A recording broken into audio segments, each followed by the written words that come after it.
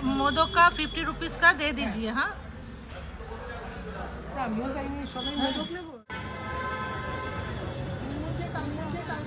আমরা এই গেটটা দিয়ে রবীন্দ্রভারতী বিশ্ববিদ্যালয় মানে জোড়াসাঁকোর ঠাকুর বাড়ি এখানে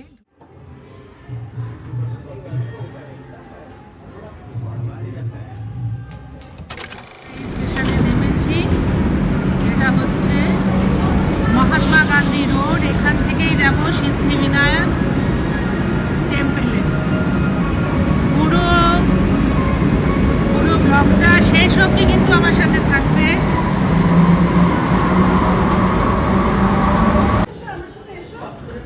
কোথায় 1 নম্বর? এটা 1 নম্বর গেট? 2 নম্বরে তুই এখন আয়।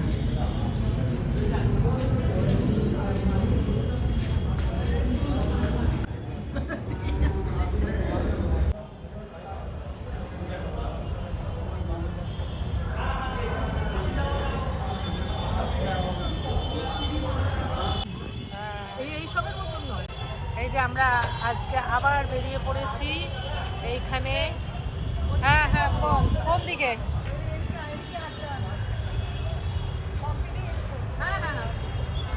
একটু চা খেলে ভালো হতো রে।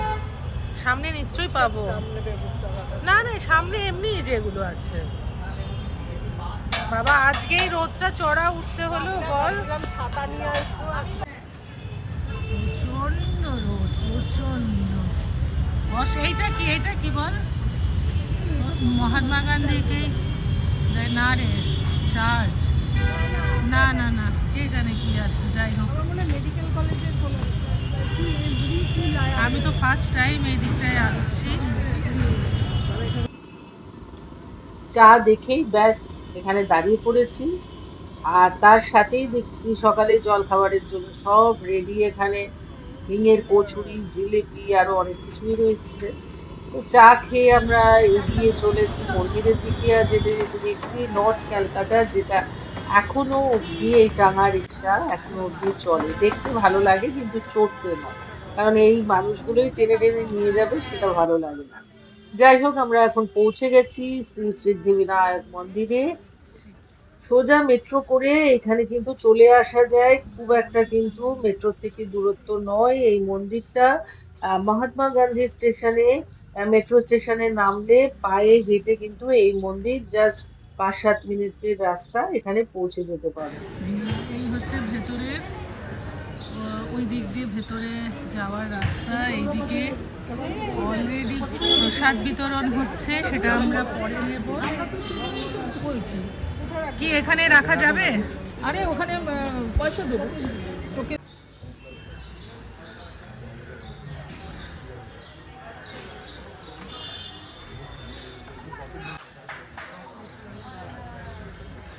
ও এখানে এখানে ফুলও পাবো?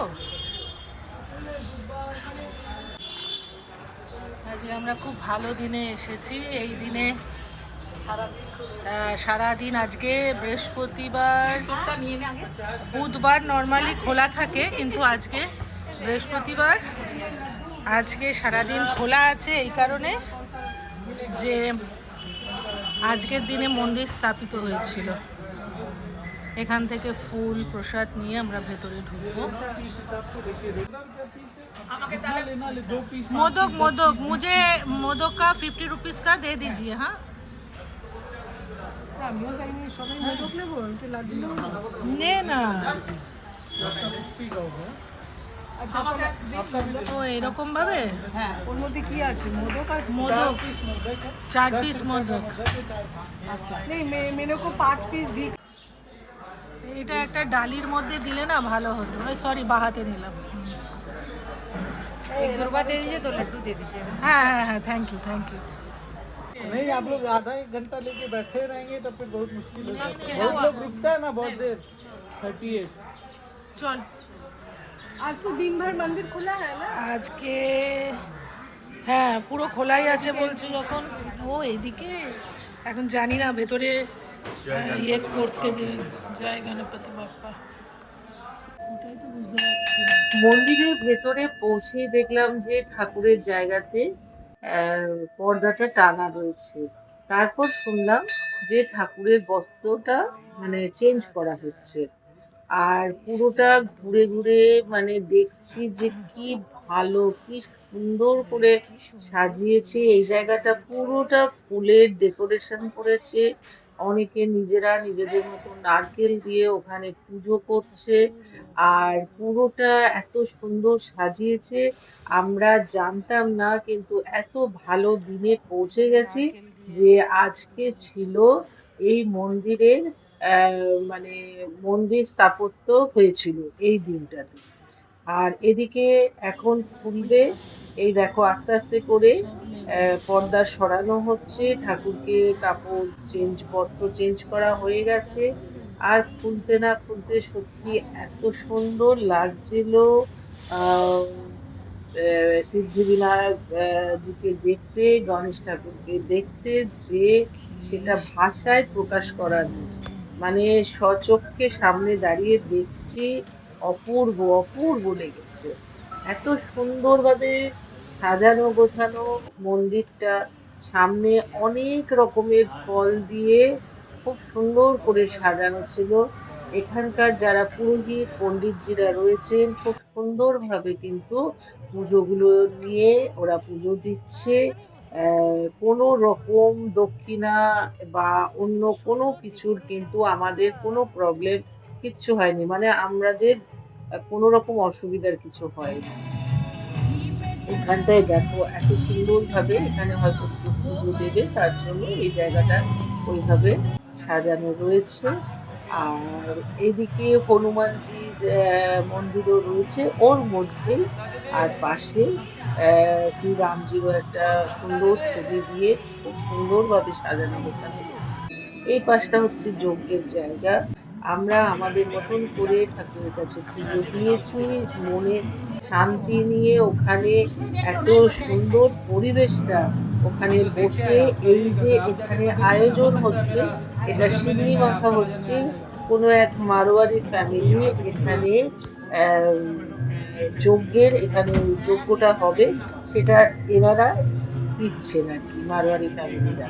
সেটাই আমরা ওখানে বসে বেশ কিছুক্ষণ দেখলাম। আর এখানে এক একজন ওনাদেরই ফ্যামিলি মেম্বার্সরা এক একজন করে এসে যেগুলো আহুতি দেওয়া, যা যা নিয়ম আছে সব করা, সিন্নির ওখানে একটা প্রস্তুতি চলছিল সেটাও দেখলাম। আর এই হচ্ছে যজ্ঞের যজ্ঞটা শুরু হয়ে গেছে।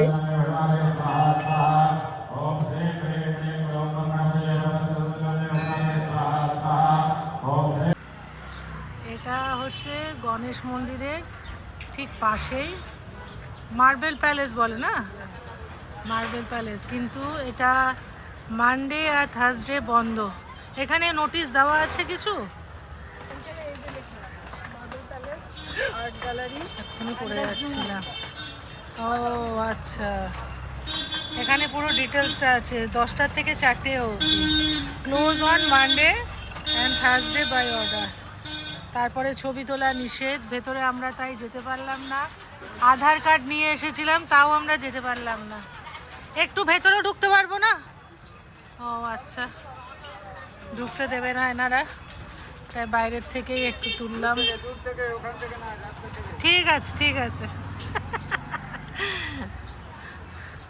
আমরা মন্দির থেকে বেরিয়ে গেছি, এই হচ্ছে মন্দিরের রাস্তা, আর মন্দিরের পাশেই হচ্ছে এই মার্বেল প্যালেস। ব্যাড লাক আমাদের, আর আমরা যেতে পারলাম না। চ এবার কোথায় যাওয়া যায়, চল। এর পাশেই যেহেতু জোড়াসাঁকোর ঠাকুর বাড়ি, তাই ভাবলাম একই জায়গায় এসেছি তো একটু একটু এখানেও ঘুরে যাওয়া যাক। অনেক ছোটবেলায় এসেছিলাম, এসে এখন আর কিছুই মনে নেই। চলো তাহলে যাওয়া যাক। ও বাবা, এখান দিয়ে ঢোকা যাবে না? কিরে আমরা এই গেটটা দিয়ে রবীন্দ্রভারতী বিশ্ববিদ্যালয় মানে জোড়াসাঁকোর ঠাকুর বাড়ি এখানে ঢুকছি।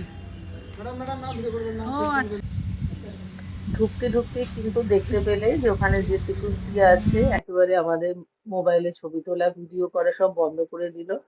তো 50 টাকা দিয়ে আহ, আমরা এখানে ঢুকেছি। আর এখানে কিন্তু কোনোভাবে এরা অ্যালাউ করে না, তার জন্য আলাদা করে পারমিশন নেওয়ার দরকার ছিল। আমরা এতটা কম সময়ের মধ্যে গেছি, আর সে মানে আলাদা করে আর কোনো পারমিশন নিইনি। একটু তুলেছি জাস্ট তোমাদের সঙ্গে শেয়ার করার জন্য। ভেতরের মিউজিয়ামটা খুবই সুন্দর। আমরা ভেতরটা মানে অলমোস্ট মানে আমরা ঘুরে ঘুরে দেখেছি, দু একটা জায়গা শুধু বাদ দিয়ে। কারণ অনেক কিছু রবীন্দ্রনাথ ঠাকুরের সংরক্ষণ করা রয়েছে, আর খুব ভালোভাবেই কিন্তু সেগুলো এখনো অবধি রয়েছে। আর এই যে এই জায়গাগুলো দেখছো, এগুলো কিন্তু মানে বাইরেটাও খুব সুন্দর পরিষ্কার পরিচ্ছন্ন করে রেখেছে। তারপরে আমরা বেরিয়ে আমরা কি আসার এতটাই মানে আস্তে আস্তে আমি একটুখানি আবার পেছনটা তুলে নিলাম বিল্ডিংটার আর কি। উম, তো এখন আমরা যাব আরেকটা জায়গায়। চলো তাহলে দেখতে থাকো তোমরা কোথায় যাচ্ছি।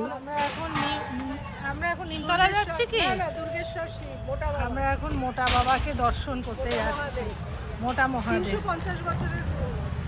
350 বছরের পুরনো। চলো তোমাদেরকেও দর্শন করাই মোটা বাবা। সামনের গলিটা খুব সুন্দর, ইন্টারেস্টিং। কিরকম গলির মধ্যে দিয়ে আমরা যাচ্ছি দেখো। এই খোলা এটাই মনে হয় নাকি? কোন বট গাছ দেখছিস? এই তুই দেখতে পাচ্ছিস না সামনে বাদিকে?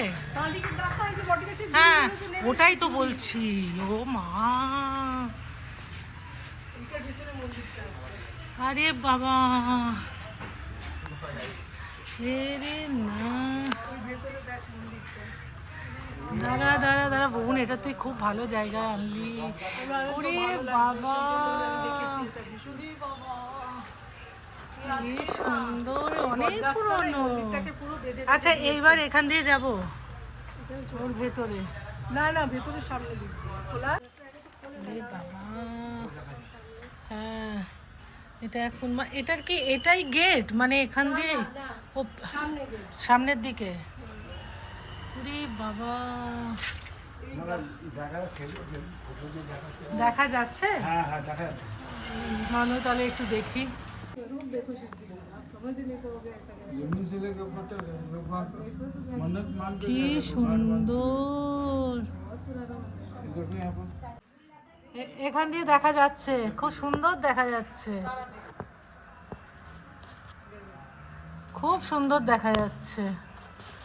কি বড় সড়ো ঠাকুরটা, শিবলিঙ্গ দেখা যাচ্ছে খুব সুন্দর। এইখান দিয়ে বাবা কত পুরনো, 150 বছরের বলছে না? 350। ও 350 বছরের। রে বাবা, এই দরজাটা 4টের সময় খুললে আমরা তাহলে ভেতরে ঢুকতে পারবো। অনেকক্ষণ বসতে হবে। হ্যাঁ সেটাই তো, আমরা চলে যাই না ওদিকে, কোথায় যাবো আমরা এখন? বুঝতে পারছি না। এই যে এখানে দরজার ফাঁক দিয়ে দেখানো হচ্ছে, একে তোলা হচ্ছে এখন, কারণ এই জায়গাটা অনেকটা উঁচু।